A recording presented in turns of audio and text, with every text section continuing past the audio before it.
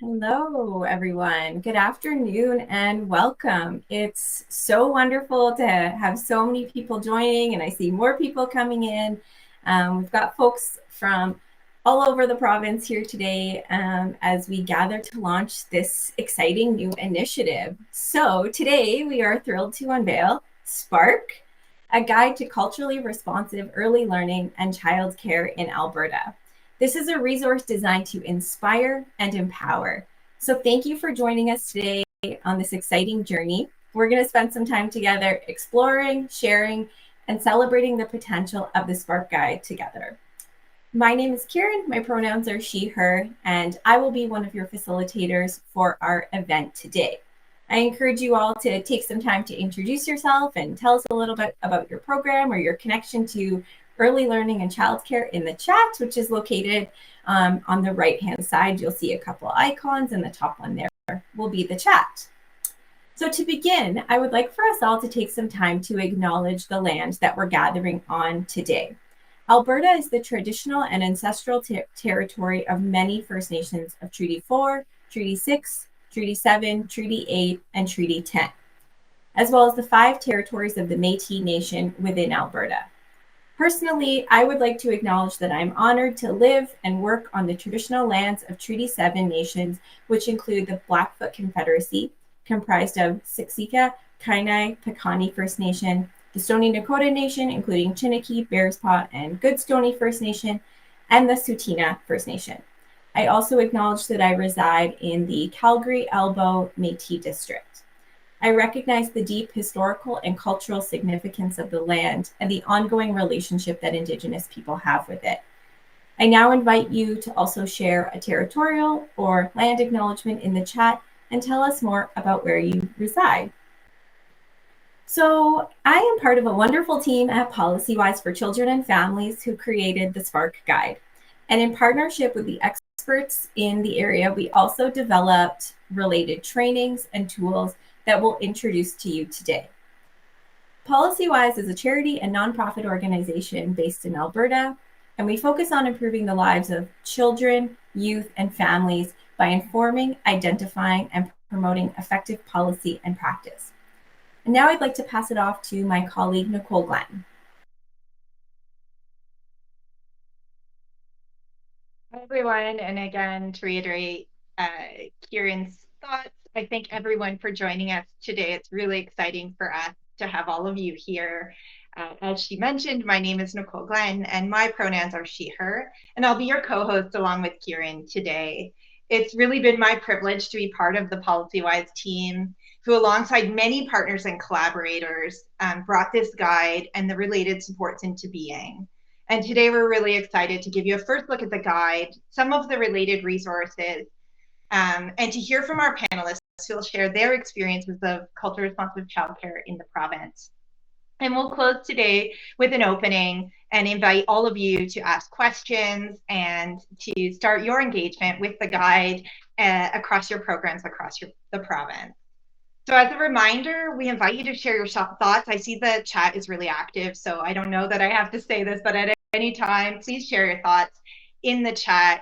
And you'll notice a little Q&A button along the right-hand side, and you can add your questions there that we'll take some time to answer at the end of this launch event today.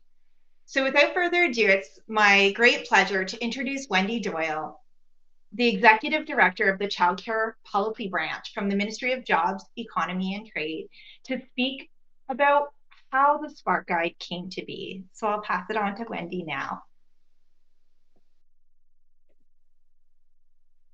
Thank you, Nicole and Kieran, for the invitation today to speak on behalf of the Government of Alberta. Good afternoon, everyone. My name is Wendy Doyle, and I oversee the childcare policy area within Jobs, Economy and Trade, formerly Children in Family Services.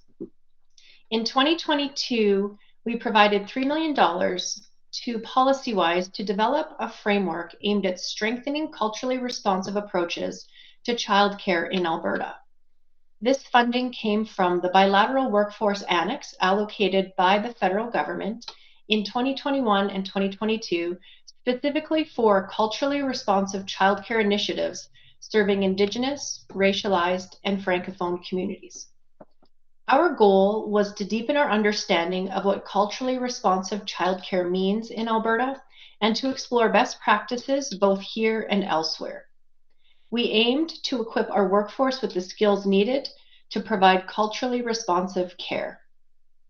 This project is the result of over 3 years of collaboration with educators, childcare providers, intercultural and early learning researchers, and professionals from early education associations, nonprofit organizations, and of course, staff from Jobs, Economy, and Trade.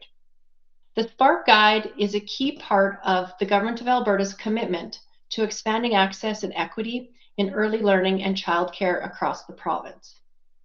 Now more than ever, quality childcare is essential.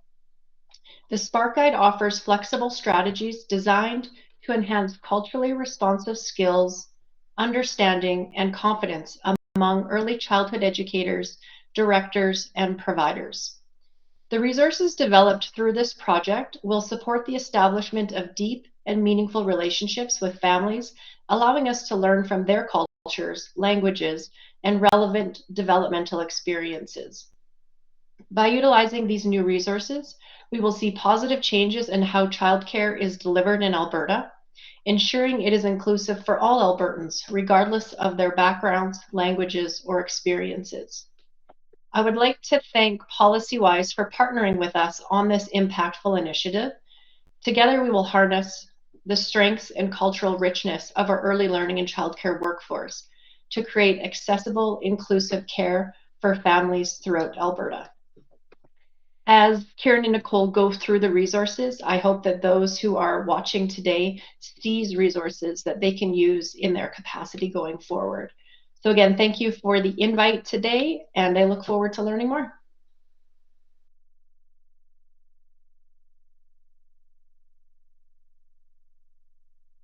Thank you, Wendy, and for the support of the Government of Alberta on this really important initiative. So before we jump into a little bit more of our discussion today, we'd love to engage all of you in the discussion, and we'll ask about your thoughts about what culture means to you. And if you want to add that to the chat at any time, we'd love to hear from you. And at some points, we may share some of your chat with the bigger group in the main frame. So as all of you know, culture is a really big part of how children make sense of the world and themselves. Being culturally responsive is a dynamic process. It requires ongoing flexibility, openness, and partnership between programs, program leaders, educators, and families to identify the key cultural practices that support each child to feel at home and a sense of belonging while in early learning and childcare programs. The Spark Guide is really about celebrating and leveraging all of your expertise and experience to strengthen culturally responsive childcare across the province. This event is really only the beginning and one of the many great opportunities for us to do just that. So throughout the event today, you'll notice again that we might share some of your chat on the main screen and be engaging you in discussion throughout. So with this in mind, we're really curious about what culturally responsiveness means to you and how it shows up in your program. So we're really excited to hear from you throughout today, and we're really fortunate to have heard from educators, program leaders, and other experts across Alberta throughout this project. And we have an opportunity now to share with you a video where they get to speak in their own words about culturally responsive childcare.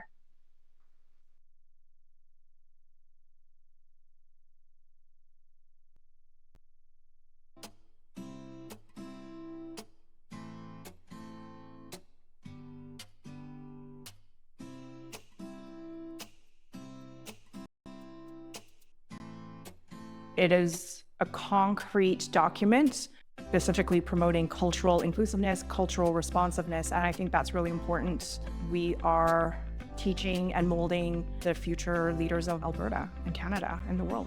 First 5-6 years of a child is really when their brains are forming, and so being able to impact them at that age matters a lot. The more that children are exposed There's no wall up. There's nothing there to stop them from like questioning whether or not they're different from anyone else. Les personnes qui travaillent dans cet environnement sont uniques. Ils ont leur propre expérience. Le guide peut les aider d'utiliser leur expérience, aider les enfants à se sentir plus confortables.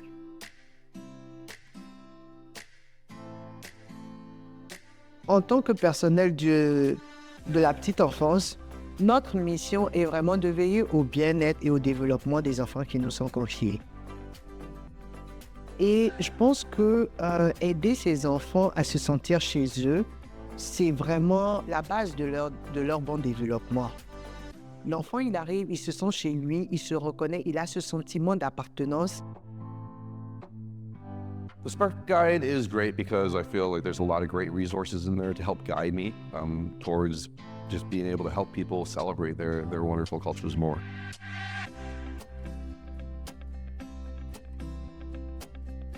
It's important that we make sure that all Albertans feel welcome, all Albertans feel included, and that all Albertans feel represented.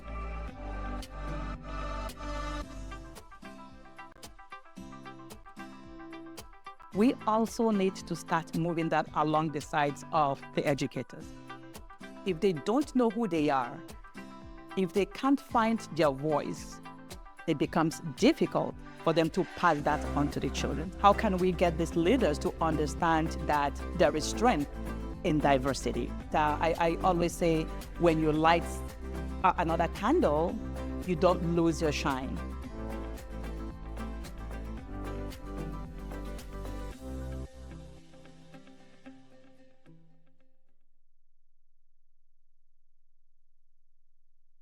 So before we move on, I just wanted to take a second to thank everyone who participated in that video and bring your attention to the two wonderful childcare programs that invited us in. And you saw lots of footage from those programs today. Nature's Wanderers in the south of Edmonton, and then the Intercultural Child and Family Center located in the center of Edmonton. We really appreciate their participation and the amazing work that they do.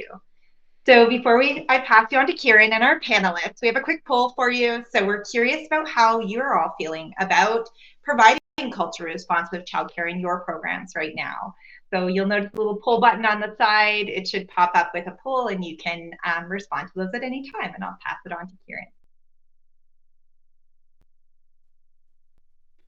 Thank you, Nicole. And yeah, it was so wonderful to see those programs highlighted. And again, thank you for the invitation. It was really a nice way to see that culturally responsive care kind of happening in front of us. So today we're really excited to welcome our panelists who represented diversity of expertise in early learning and childcare. Our panel will talk more today about the importance of culturally responsive childcare and also their hopes for this work. So I'm going to take a moment to kind of introduce our four panelists today. So starting off with our first panelist, Amaka Amadike. And Amaka is an early childhood education professional with over 20 years of experience ranging from educator roles to child care director. You also saw her highlighted in our video. She is committed to addressing challenges in the field by emphasizing the understanding of cultural context. Currently, she is a faculty member at Bow Valley College, where she teaches early childhood education and development. She is also a project coordinator for the Creating Cultural Connections program with ARC. Next, I'd like to invite Nahid Mooki to the stage, our virtual stage. Nahid is an early childhood development consultant with the Multicultural Health Brokers in Edmonton. She is also a doctoral student at the University of Toronto, and her work centers around the preservation of home culture and language in newcomer, refugees, and immigrant families. Next, we have Kirsten Wallace. Kirsten is a director and educator at Prématernelle La Capucine with a strong interest in the development and well-being of both children and educators. She's also been a mentor for many Francophone programs in Alberta. And through her personal and professional experience, she has developed a deep understanding of the impact of culturally responsive care. And finally, our final panelist is Alicia Fingal. So Alicia is an early childhood specialist and a human development director at the Imagine Institute for Learning. She has a passion for supporting caregivers, families, and professionals. She has also spent time working as a supervisor and director in early learning and child care. So thank you to all of our panelists for being with us today. It's really exciting. You know, many of our panelists have been deeply involved in the creation of Spark or in the creation of some of our implementation resources, which we're going to talk about a bit more later on today. So to start our conversation, we're going to open up with thinking about why does culturally responsive childcare matter? Why is it important in Alberta? And we're going to start off with Amika.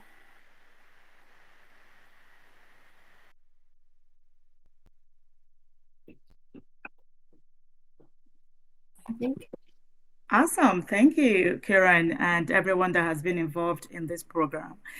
I really I'm looking forward to how this is going to play out in the programs. But I know that I have been in this field for a very long time, especially in Alberta. So I know that there is a great need for this, culturally responsive or need in our program. So I know firsthand, being in the centers myself as a child care director, I see these, these are needs highlight itself every day.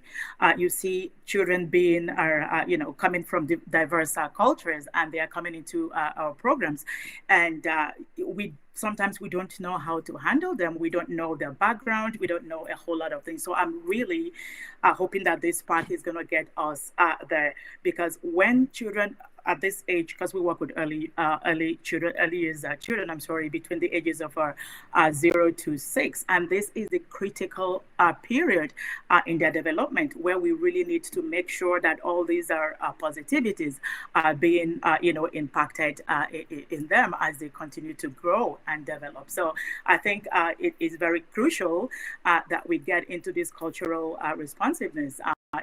When we talk about responsive environments, it also kind of links into that. So it is very important to have these responsive environments that includes culture in the different programs that we do have in Alberta. So thank you so much, Karen, for getting this started. Thank you, Amika. And I apologize that there's two of you on the screen, but I know. Double Amika. There we go. We've cloned you. Okay, maybe next you. I'll pass it to Kirsten to talk about why culturally responsive childcare matters and the importance in Alberta. Thanks very much, Karen. Well, I want to echo much that Amika has said about, it matters, culturally responsive care matters because children matter, because children are our citizens today. They're not our citizens only of tomorrow, but they have rights today. And as adults, we have engaged, we've committed to ensuring environments that are safe and welcoming for these children. And part of that feeling safe and feeling welcomed is knowing that our educators have built relationships, that they've invested time and energy in understanding who these children are, where they come from, what is important to them, what are the dynamics, what are the traditions, what are the celebrations, what are the songs, what is the history that these children bring with them in perhaps their short lives, but every experience matters and builds on who we are.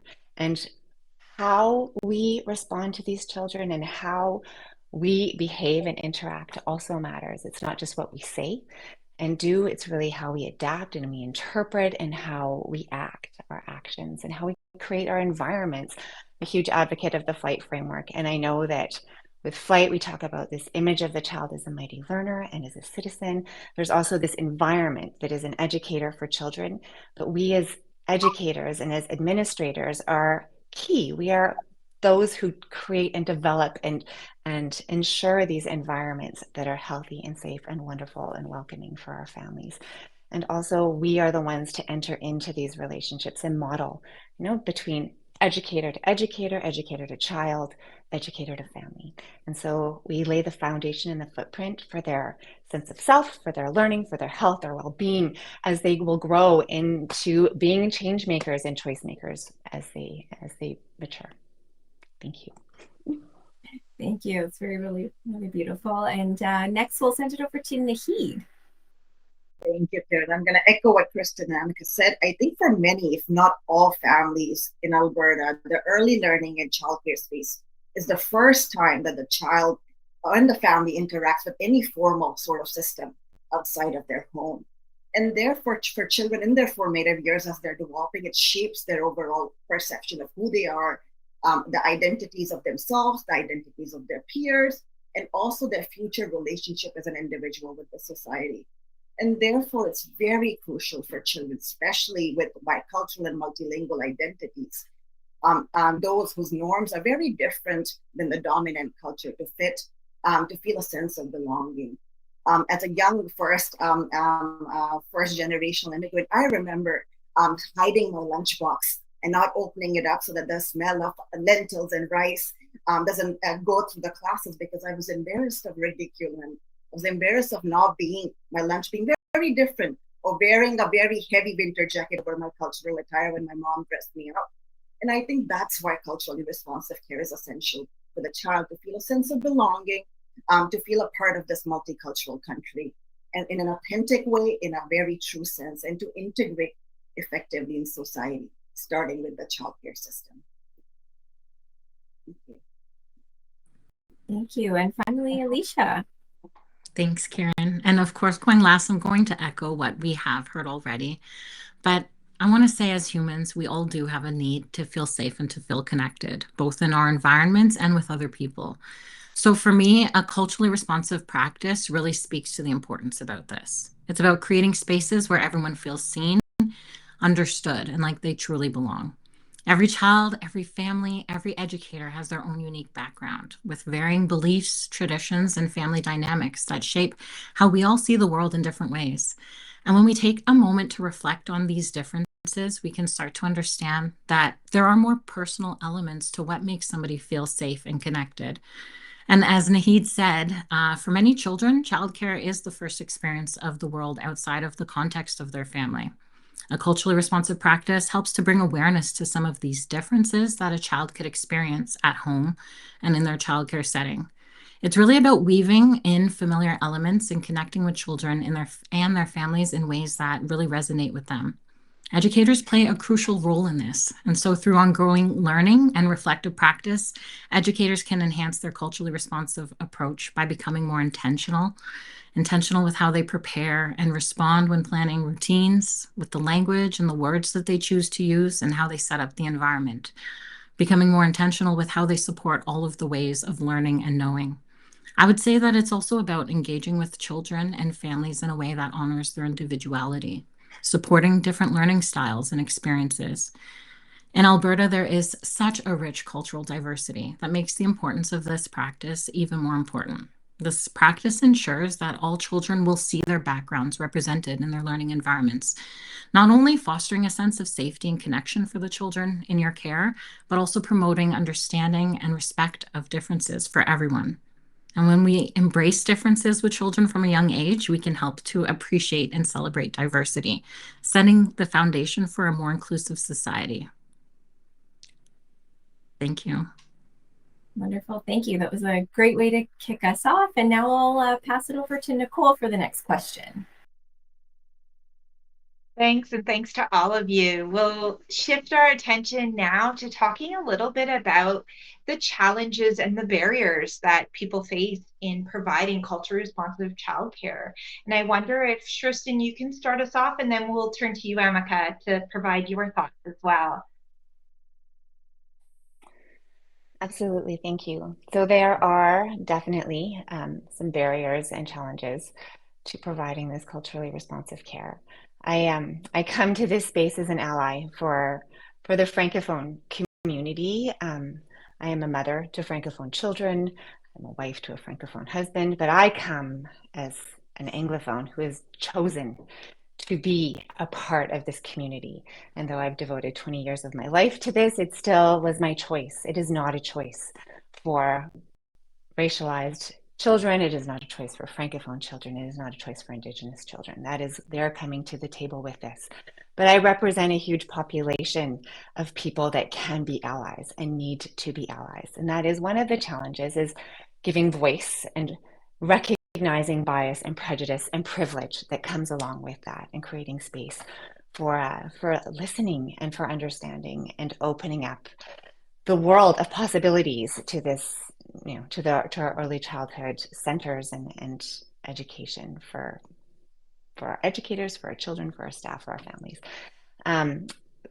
Those barriers to access for education, I know again for the Francophone community, we've got large populations of Francophones that come from very diverse places and spaces and experiences, and their connection to the language and to the culture can be very different. Many arrive thinking that they're coming to a bilingual space called Canada in Alberta, and discovering very surprisingly that that is not the case when they get here. And then that priorities shift accordingly, and that need to learn English, to learn and find how to survive, takes priority. And so we can lose a lot of heritage and culture because of that. I think that we need to offer up improved access to education. We need to offer in centers themselves access to time and space. Alicia talked beautifully, it's beautiful, about our access and the importance of reflection, and that has not traditionally been a part of, as a director of programming, incorporating that in. Financially speaking, we are not a wealthy métier. I'm thinking in French, apologize. But there was one of the challenges is that we have, the people that come into these positions that work with our children are often from lower incomes. They are often racialized. They are often marginalized.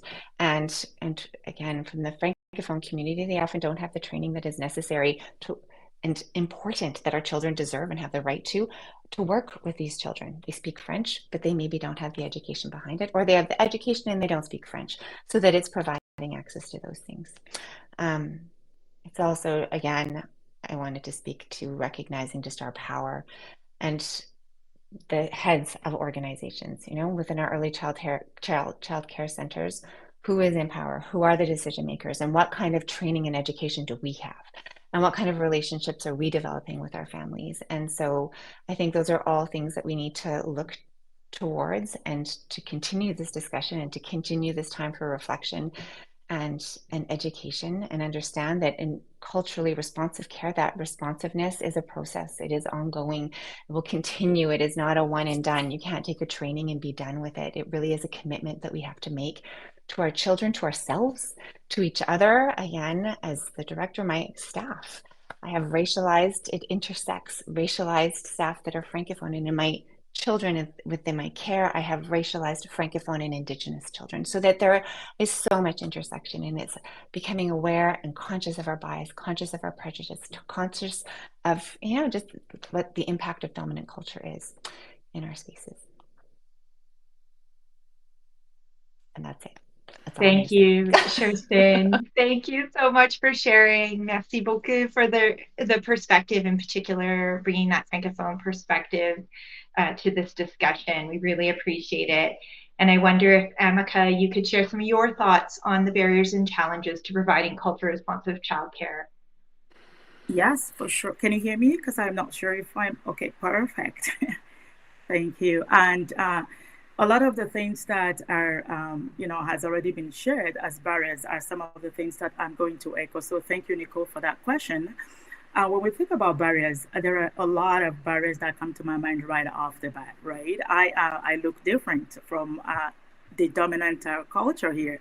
And I know a lot of issues that I've faced myself, as an immigrant educator in here. So when I think about barriers that we could actually, look into, I think about lack of cultural competence training in some of our programs. Now, I know that this topic might be argued just because I know that there are so many great programs that do very well in bringing training into their programs. But then when you think about the implementation, we know it's all lacking, right? And so that kind of brings that educators' attitude into question.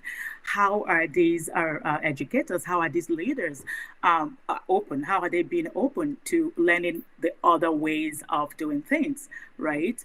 Some programs in Alberta still do not have diversity in their learning environments, and that still shocks me. In my work with ARC, I travel around Southern Alberta, and some of the programs still do not have play materials like dolls that represent diversity in them. And some educators share with me the comments from families when they see their children playing with dolls with different skin tones. And, we wonder, are we living, somewhere else, or are we in this 21st century? But it is real. And then we think about unconscious bias. I know it's already been touched, but it is very important that we think about that and the stereotypes as well. We all have biases, and if we leave these biases unchecked, it will reflect on the interactions that we have with the children, with the families, the co-workers with different culture than we do, right? Now, thanks to Flight Framework, Alberta's ELCC are doing great with practice of relationships, which is key to our practice. We know about the image of the child, we know about image of the family, and image of the educator.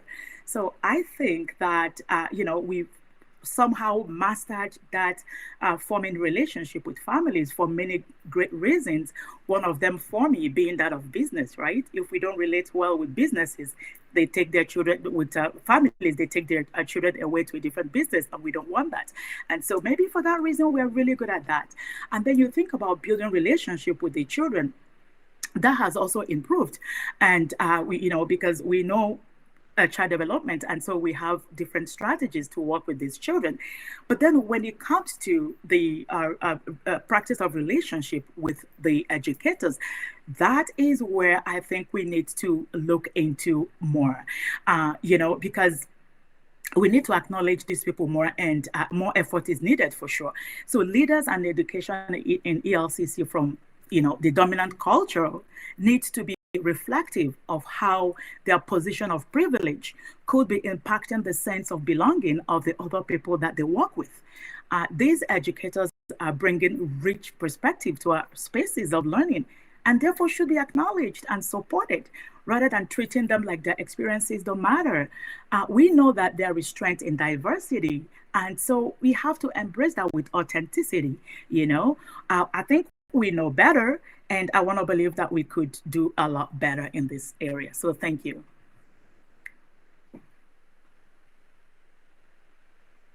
Thank you, Tristan and Amika, again, for your thoughts on the challenges and barriers. And I'm sure folks in the chat and who are attending can recognize their own programs in your reflections and maybe have other thoughts as well, which, as I said earlier, I invite anyone to share at any time in the chat.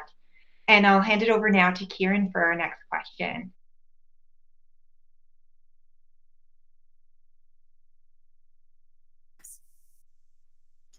Thank you. So yeah, shifting gears a little bit and starting to think about the opportunities and the excitement. And to get us started, I'll share a little bit about what's in the Spark Guide and what you can expect to see and how you can think about engaging with the guide.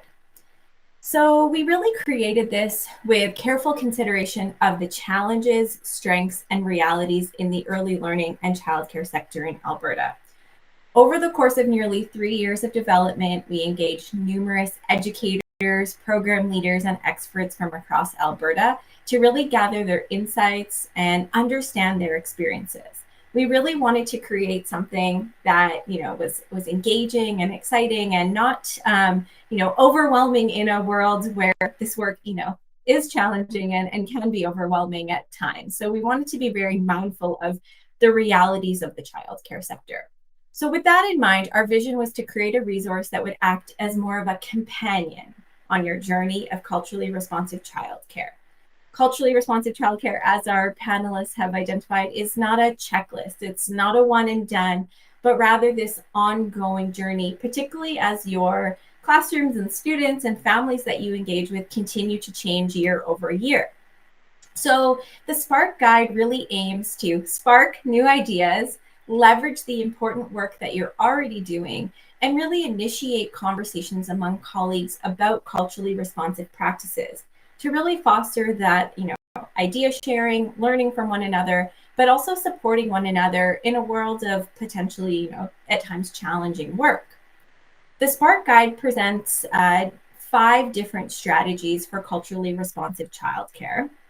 So these are reflective practice, engaging families, routines, physical spaces and materials, and organizational foundations. So we're actually interested to know, which one are you maybe most curious about or excited about? And we've got another poll going over there in our in the little poll icon, where you can let us know which of these strategies you're most excited about. So in the Spark Guide, in addition to these strategies to grow your daily practice, you'll also find elements like practical tools, stories, and examples, as well as reflective questions at the end of each chapter to really spark that conversation and really get you thinking about, what you're already doing that's really strong in supporting this work and where there are opportunities or exciting places that you'd like to grow. We really tried to present this information in a way that was engaging and in an easy to use format. So the Spark Guide is really a flexible tool that can be adapted to your context and your needs. You can start where and how makes the most sense to you. And what we mean by that is you don't necessarily need to start at the top strategy and work your way through them. You can enter at different places and at different times in a way that makes the most sense for your programs. So now that we know a little bit about what's in the guide, let's bring back our panelists and chat a little bit about how might this guide and related supports help the early learning and childcare workforce. And I'm going to start off with Alicia for this question when she's back up on stage. Thank you so much, Karen. I appreciate that. So I truly think that this guide will be an essential tool for early learning and childcare workforce. Like you said, it offers practical strategies and resources that will truly enhance the quality of care that's provided to children and families, which I think will overall enhance the quality of care for everyone. What I personally appreciate about this guide is that it also already highlights that culturally responsive practices are already happening. I think that it really helps educators to see what they're doing well, and it brings attention to why it's important that those practices and those considerations continue to grow. It's all about strengthening our approaches to creating a sense of belonging for children and for families, ways to build trust with families, which will in turn strengthen our relationships. And when caregivers understand the cultural backgrounds of the children and the families that they're working with, then they can create a deeper connection between that home and child care experience. Myself personally, as a previous childcare director, I also I'm excited to say, and I truly appreciate that the Spark Guide is paired with professional development training that will allow programs to dive into the concepts and the strategies together as a team that will bring that collaborative learning and reflection journey to life. The training has been created in a tailored approach where programs can unpack and explore its principles and strategies in a way that works for their unique team's needs, which I think will create that opportunity for educators to have conversations and shared learning about their experiences, which will truly bring that principle of ongoing learning and the collaborative journey to life. By engaging with the guide and the training, educators can reflect on the practices and increase their own self-awareness. And I think respond more thoughtfully to the diverse needs of children and the families that they have in their care, which will create an environment where everyone's differences are respected and valued. Ultimately, nurturing children who will grow up to appreciate and respect diversity wherever their life takes them. And I really believe that this guide will benefit the early learning and childcare workforce. It's filled with so many practical strategies and resources that can significantly improve the quality of care for children and families. Thanks, Karen. Thank you, Alicia, and thank you for highlighting the supporting implementation resources and tools, which Nicole will also be sharing in a bit more detail later on in the event. Now I'll switch it over to Naheed. The guide normalizes for me engagement and celebration, honoring of diversity as a workforce, as a sector, and as a community. I think what it emphasizes is that it highlights that culturally responsive care needs to occur as a community endeavor. We all need to participate to do it together at all levels, whether it's at the classroom level, with a practitioner, educator, with leadership, but also with those who are physically outside of that classroom, parents, community leaders, grandparents, and the extended networks. Secondly, I think the guide allows for educators to do right by the child present in their classroom. It validates many of the practices, like Alicia mentioned, that they're already doing. And it emphasizing supporting children in our care to fulfill their human potential in a very differentiated manner, meeting them what they're bringing as their wealth. I think we already have flight as a framework for guiding early learning and childcare practice. What this guides and the supports provide is, in addition, complementary strategies, resources, and practical tools for enhancing the responsiveness of populations that are culturally diverse and children that are culturally diverse to address true equity and inclusion. Thank you. Thank you. Now I'll pass it off to Nicole to bring on our final panel question. Thanks. So to bring our panel discussion to a close today, I thought we could turn our attention to the future and ask all of our panelists to provide and share their hopes for culturally responsive childcare in the province in the future. So maybe I'll pass it on first to you, Naheed, and then we'll move around so everyone gets a chance to provide their hopes for the future. Thank you for asking that question, Nicole. I think young children are very smart and intuitive. They immediately sense if they belong and if they and their families are respected and honored for who they are. And without intentional and proactive efforts, parents and children may experience unintentional racism and exclusion that may have lasting impact. And I think that's why this work is so important. I have three hopes out of the work, the incredible work that we're doing. Firstly, I hope that the children and families are honored for their multilingual capacities and the cultural wealth that they bring to the early learning setting. Secondly, I hope the parents and the families are able to be true partners to co-create culturally affirming and intercultural early learning and childcare for their child. And lastly, I hope that the early learning and childcare providers, those who bring so much wealth, expertise, and lived experience, are recognized for their unique perspectives, for the unique lived experience. And they receive support, they receive encouragement for doing this culturally responsive practice with ease, with love, and with enjoyment. Thank you. Thank you, Naheed, for sharing those wonderful hopes with us. I wonder, Kirsten, you can comment on your hopes for the future. Absolutely. I echo what Naheed has said. I'd like to add that I really hope that that this guide helps us to continue in our reflection and our building of community, both inside and outside of the classroom, between educators, with educators and families. Again, kind of that focus on our role of and our power and our privilege as educators, and the role and the impact that we have on the lives of these children. I also really hope that these relationships that we're creating with families and with community and with each other are really meaningful, that they are authentic. I think that's a piece. You have the authentic relationships that are based on this understanding and this mutual desire to continue to learn, to continue to grow, to continue to want to, make sense and enter into a relationship, create reciprocity. Those are all, and really respectful. That's another, really respectful relationships. And that we've got this, I love the idea of mirrors and windows where a child can come in, or an educator can come in to a classroom and see themselves reflected in the environment, in the selection of materials, in the songs, and in the stories, and in our actions, and in our speech, and in our language. But also that there are these windows of opportunity to see out and to see beyond, and to have that understanding that, that there are other ways of seeing and doing.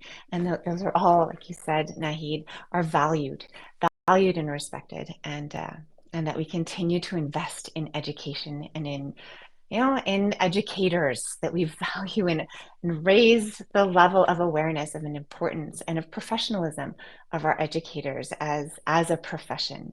Yeah, thank you.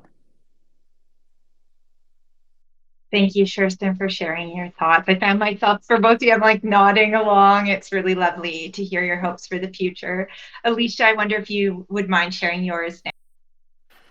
Definitely, and thank you. I'm really hopeful about the future of culturally responsive childcare in Alberta.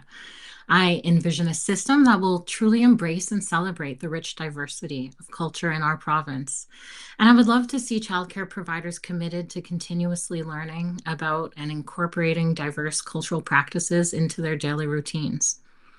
I imagine early learning environments where every child sees their culture reflected back at them. That kind of representation fosters a sense of identity, belonging, and acceptance of differences from a young age. I envision a future where culturally responsive practices just becomes a way of being, an ongoing journey of learning and growth where policies will evolve to incorporate elements and considerations that can support a culturally responsive early learning and childcare workforce. And I do think through ongoing learning, educators will become more equipped to respond to those sensitive needs and effectively with all the unique needs of children, families, and educators that they work with. I also hope to see stronger support networks developing with the early learning and childcare community. I think that with offering it as a training as well too, the Spark Guide has the opportunity to create collaborative connections that will allow for shared learning and resource sharing, where educators will have the ability to exchange strategies and experiences related to their cultural responsive practice. I think it would not only strengthen individual programs, but also build a collective momentum toward a more inclusive practice across the province. I believe that culturally responsive childcare will lead to stronger partnerships and relationships with families. Because when families feel valued and heard, they are more likely to engage with educators and actively participate in the program. And when children see their educators building relationships with their caregivers, it supports their feelings of how they feel safe and connected in your environments. So I'm really excited about the future of a culturally responsive childcare in Alberta. I imagine a system that will truly embrace and celebrate the amazing diversity and cultures that we have in our province. And I think that's a vision I hope we can really bring to life. Mm-hmm. Thank you. Thank you so much, Alicia. And we'll move on. Amika, if you want to share your hopes for the future. Okay, I think I'm unmuted, I hope. Yes, there's not a lot to add to what Christine, Nahid, and Alicia has really said. They really articulated that really well. As an immigrant myself, I see myself in a lot of the educators and families that we have out here in Alberta in these programs. And I go back to, my early experiences in this field. And I don't want anybody to feel how, go through my experiences. And so what I'm hoping, just like Alicia said, I'm very hopeful that this Spark is going to change that whole, story for us in Alberta. I am hoping that just like flight, the flight framework, that the Spark Guide will play a crucial role in enhancing educators' cultural awareness across the province, where the educators can walk into programs and see themselves reflected back at them, and they can have that freedom to be who they are. Nahid shared her experiences with her food. I don't want to open my food because it smells different. I want a space where educators can really be themselves. I have had so many stories across the province about the experiences that these educators and families are having. And so I am hoping that that Spark will really help, with the strategies that has been shared and the stories that has been told in this guide, that we can move towards creating early learning environments that would foster learning with joy and pride, where every educator and children's unique identities and culture are authentically, because that word is very, very important, because so many times we do check marks. I want it to be authentically valued and celebrated, because that's really key to building relationship. Also, that the cultural diversity is not only recognized in our field in Alberta, but it's going to become a meaningful part to everyday interaction and learning experiences for all that is involved. So that is my hope.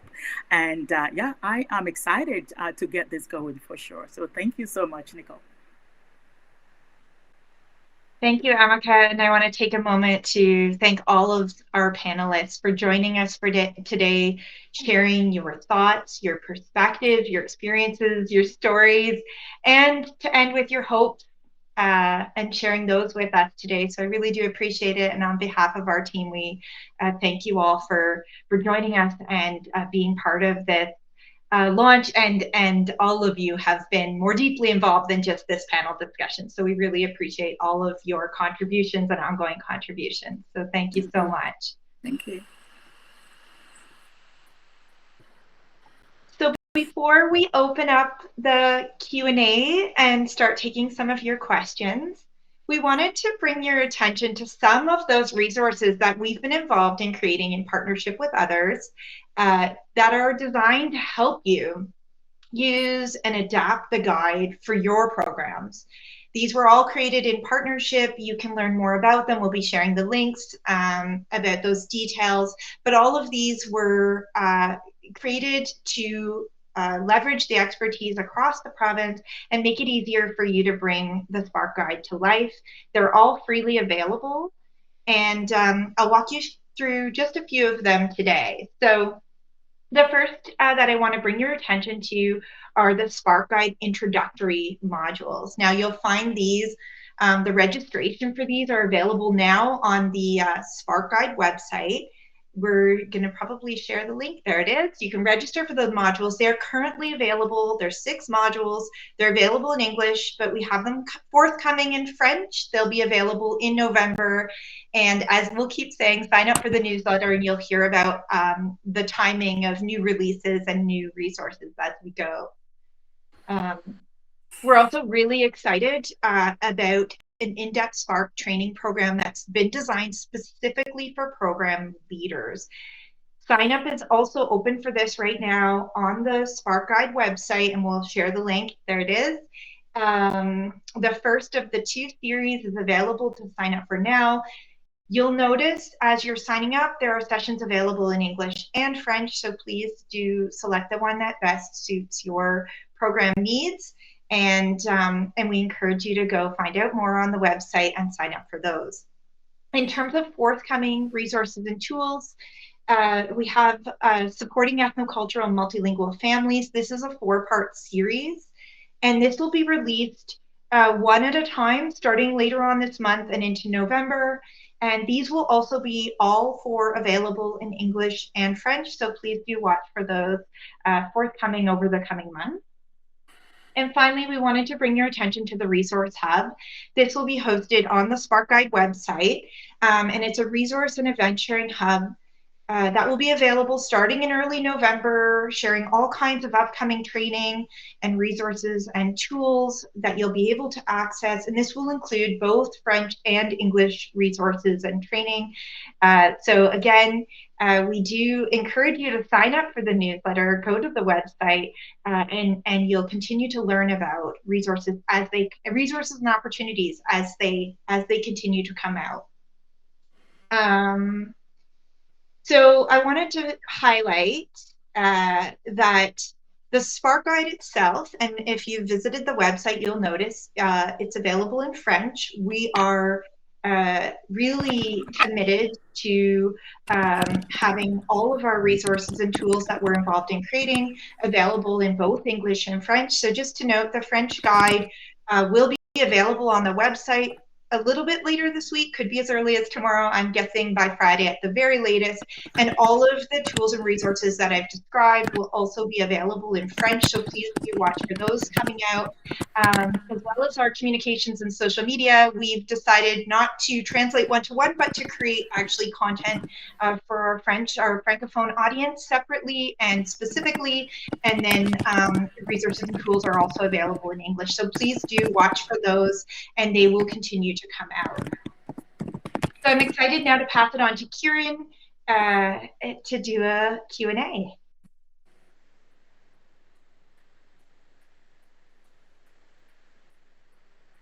Thank you, everyone. And again, thank you to our panelists for that wonderful conversation. And I hope that got some good questions started. So yeah, feel free to continue to add your questions, and I will just take a look at the Q&A. And I'm going to start with the first question around kind of where to get started on this, which is a great question. How do I get started with this? I know we presented a lot of information. So like I said, the guide, the Spark Guide is really created in a way that can be flexible and adaptable to where your program is at and what you need and where you'd like to kind of start your journey in this work or continue your journey in this work.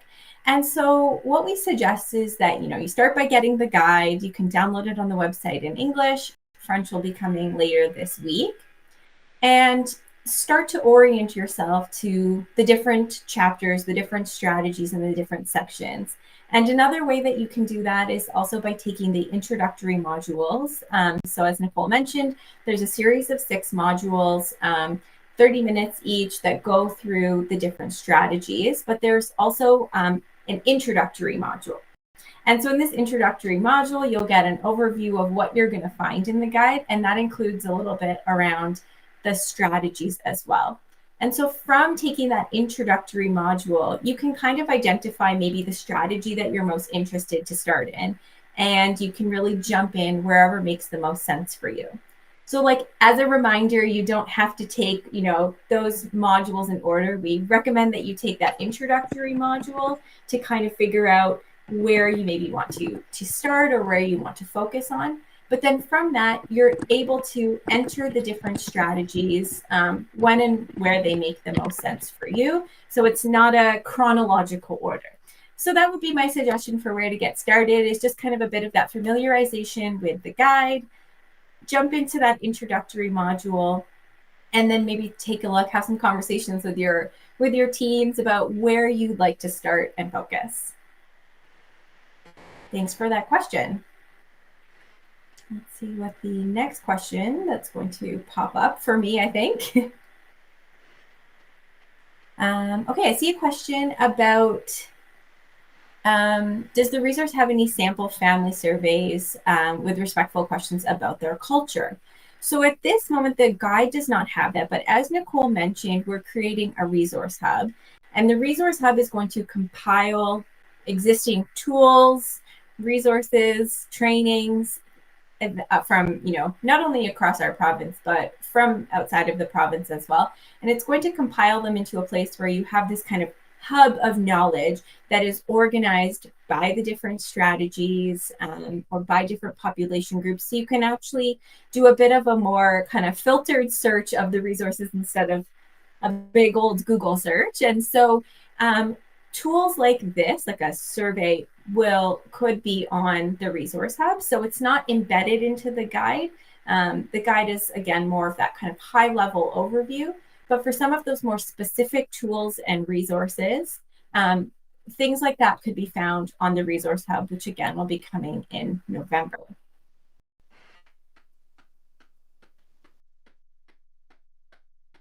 Let's see what the next question. And please feel free to keep adding your questions. So what aspects or features of the guide are you most excited for educators and program leaders to use in their own practice? This is a great question. So I think one of the greatest, kind of the great aspect of the guide, like I said, is just the general nature of it, in that it's not a checklist. It's not a start at the beginning, have to work your way through. You might go through that kind of orientation to the guide, get a good sense of how to use the guide, how to engage with the guide, but then it's really a choose your own adventure, align it with where you're at in your journey or where your program is at in their culturally responsive journey. And so that being said, each of the chapters or each of the strategies that I mentioned end with some reflective questions. And I think these reflective questions are really exciting to really get the conversation going, to really think about the work that you're already doing and the opportunities for where to go. So I'd say that's probably one of the pieces I'm most excited about, but also the stories. There are some really beautiful stories from educators in Alberta that really enliven the work and really bring out the kind of, taking it from that theory and kind of, yeah, this looks nice on paper, to how do I do this? Like, how does this translate to the real world when there's a bunch of kids running around and we're kind of navigating that? So that's, I think, a really exciting piece. It really brings in that more personal kind of connection and makes the content of the guide much more, engaging with those stories that hopefully you can kind of set yourself in that context and say, yeah, I've had a similar experience like that. Okay, I'm really seeing that you're doing a lot of the work already, and where there are opportunities to just keep growing that work. Thanks for that question. I think any other questions? I think that might be it for the questions. Is there anything else anyone else wants to add to the Q&A? Or Nicole, anything else you want to add to the answers I provided? No, thanks, Kieran. I really felt that those answered the questions that are on the screen, and I think you'll be directing people back to the website where they can get in touch if they have more questions. Yes, please do. If you have any more questions, on our website, you can obviously find more information about the guide and about the resources that are available. But there's also a nice contact us spot. So feel free to reach out and send us your questions. We're really excited to hear about kind of where there might be some additional interests or supports, or some resources, especially as we're adding to that resource hub. So please do feel free to connect with us.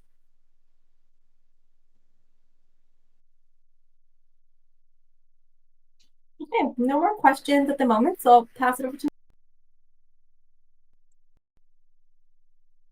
So to bring our launch to a close today, I just wanted to take a moment to thank some folks who've really been integral to getting this launch event off the ground and the guide itself. So first, to the PolicyWise team who created the guide and made this event possible. The core team includes Kieran, who is my co-host. You've all met her. Behind the scenes, we have Sarah and Amrit and Courtney and many others who supported this event and the guide itself and continue to do so at PolicyWise. I wanted again to thank our amazing panelists, not only for their thoughtful responses and their hopes that they shared with us today, but for their ongoing support and their integral insights to supporting the guide itself and some of the implementation pieces that are coming. We wanted to bring our attention again and thank our partners at the Ministry of Jobs, Economy and Trade for supporting this really important project. I wanted to thank the thought leaders, the program leaders, the educators, some of whom you saw in that video at the beginning, many of whom you will see show up in the guide itself, who made the guide and this event possible. I wanted to thank our implementation partners. Again, I encourage you to check out the website. You'll see much more details and links to their own work there. But a special thank you to our partners, our creative partners, Jeff, Sophie, and Danielle at Sandra Creative, who are responsible for all of the visual pieces that you have all experienced, including as part of this event. And finally, I wanted to thank all of you. I know there's so many of you who have joined today, educators, program leaders, and others working in this sector across the province. I really wanted to genuinely thank you for all of the work that you do, for giving us your time today. As a parent, I've had the great opportunity to experience firsthand the positive impact that programs, the leaders, the educators can have on families, and their dedication, their ongoing dedication to creating culturally responsive spaces where children find belonging and can thrive. And I really am really honored to be part of such a project and to be supporting this community who does such important and valuable work that touches all of us. So my deepest thank you to all of you. And with that, I bring this event to a close and invite you all to continue to engage through the website and by joining our upcoming training and opportunities. We really see this as just the beginning. So thank you all.